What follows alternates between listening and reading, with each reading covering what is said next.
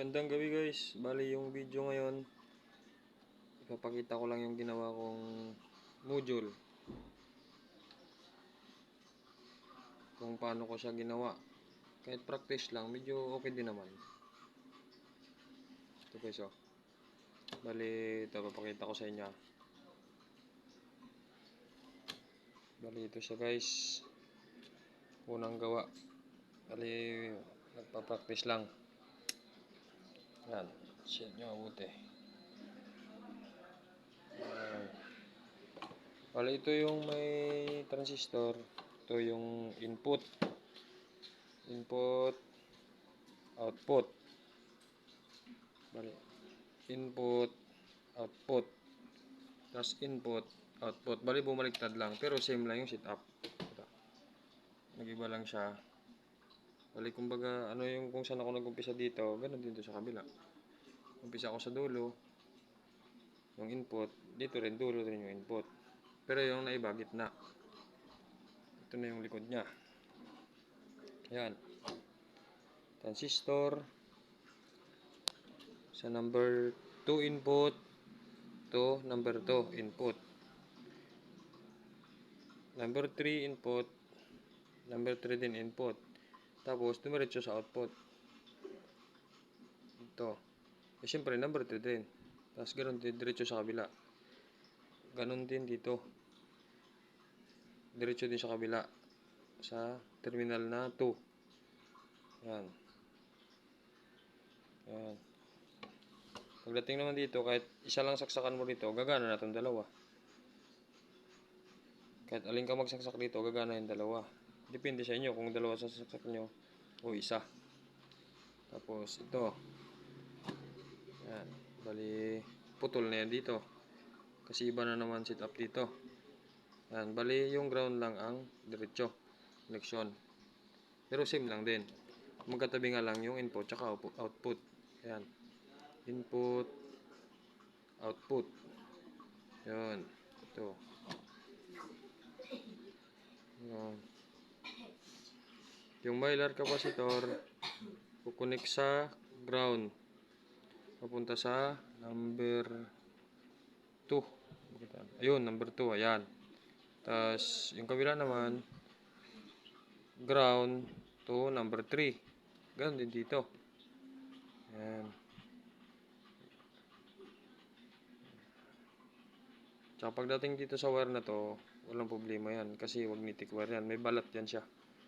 May balat yan. Kahit magdikit man yan dito, hindi yan siya magka-ground kasi may balat siya.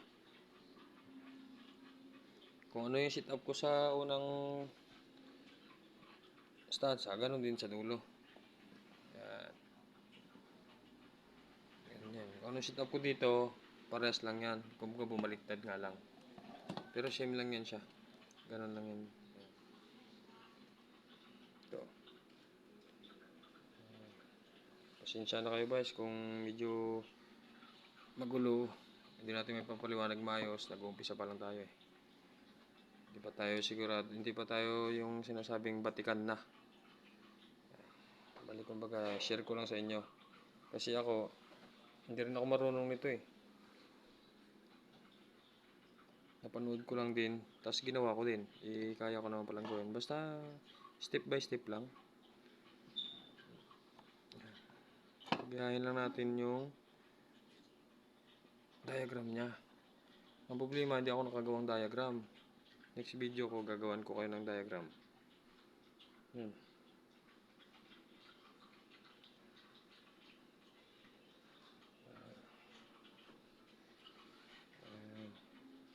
Kaya kung may tanong kayo,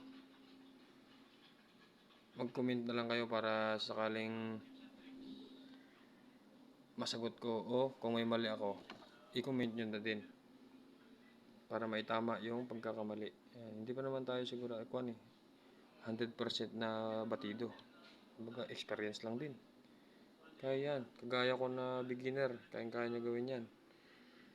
Tsaka yung gamit ko palang transistor, 1 kilowatt, 1/2 watts. Tsaka yung mylar, bali ayan, 2E 104G. Yan yung gamit ko. Isa na yan, pare-pares lang yan. Oh, walang sabit yan guys, oh. Kahit saan mo ganyan yan, walang sabit yan. Walang grounded yan. Bali, gagawan ko pa siya ng takip. Tatakpan ko pa.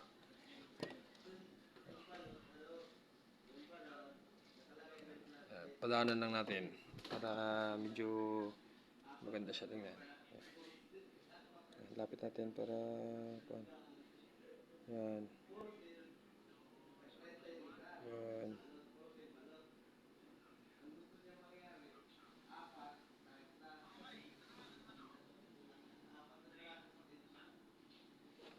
Bali ito, hindi ko na nilagyan ng isolator.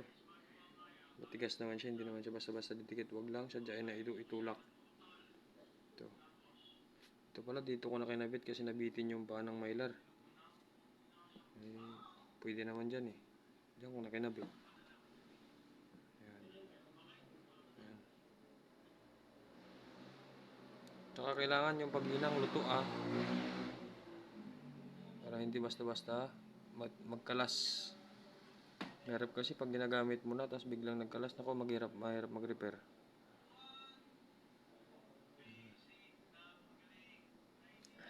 Padaan natin yung harap. Ayan yung harap niya.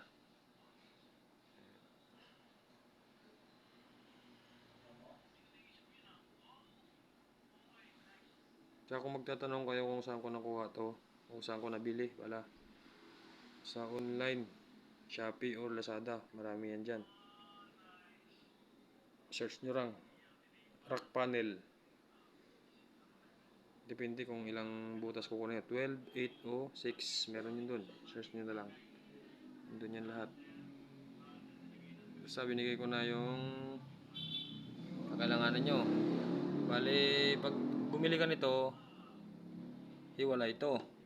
Hiwalay din to. Bali ito, ako na lang nag-rivet nito. Rivet lang yan guys, na rivet. Ayan. Rivet lang yan. Ayan. Pwede rin kayo magbuo ng ito, abang wala pa kayong front panel, buuin nyo muna to. Pero kailangan matigas yung magnetic wire nyo para hindi gagalaw-galaw. Tapos pag dumating na yung front panel nyo, saka nyo siya kakabit. Isasalpak nyo lang, tapos i-rivet. Okay na siya. Pero para sa akin, mas okay pag may panel kasi nakapix na siya. Hindi ka mahirapan maghinang. Ayan. Ayan guys. Medyo ako, magulo ba sa tingin nyo o okay ba? Ayan.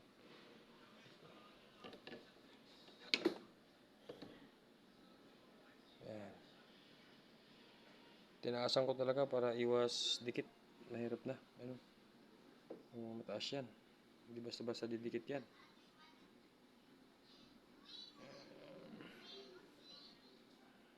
Ayan guys, baka sakaling magustuhan nyo, di pa-subscribe na lang din.